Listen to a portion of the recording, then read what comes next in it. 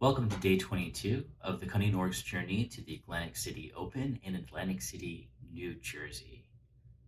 Like I mentioned in my last video, I had a little bit of downtime that it was not foreseen. I'm in better health now, and I'm very excited to continue on hobbying, getting models built, getting models painted, and hopefully get to play with said models at the end of this month. During my downtime, I approached stripping the Maniak Weirdnob that I had primed quite some time ago. In order to strip the model of the original primer, I chose to use a cleaner called Simple Green.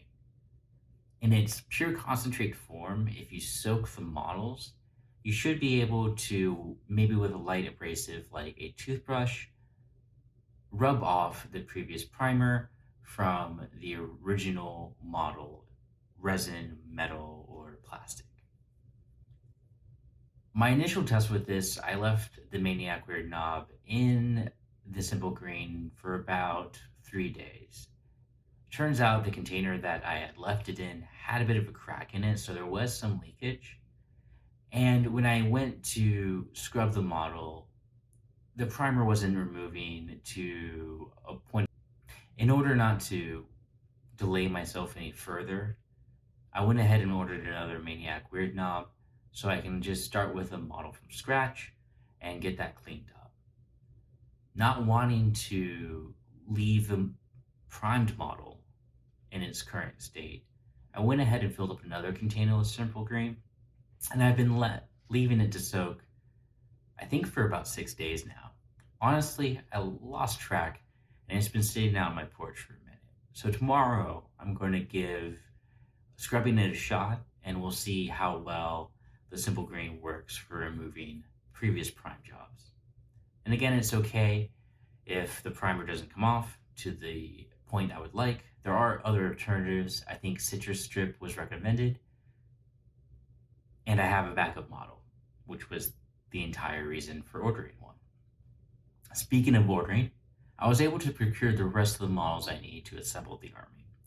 So I literally have everything I need to get the models built and start playing with the army and getting familiar with the list as early as possible.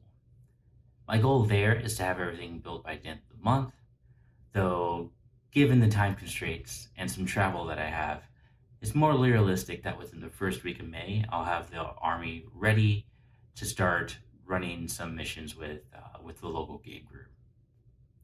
Also, in my last video, I talked about comparing the Citadel color painting schemes against the slap chop method as coined by the Honest Wargamer. The slap chop method is honestly very quick. Black priming your models, dry brushing gray, and then highlighting the edges with another white dry brush is actually a very great approach, especially for someone who lives in Chicago like myself, and the weather's a little bit unpredictable right now. So getting the right type of environment that'll allow you to use a rattle can is going to be a little sketchy until about June. So I have a path to get models primed and in a good spot.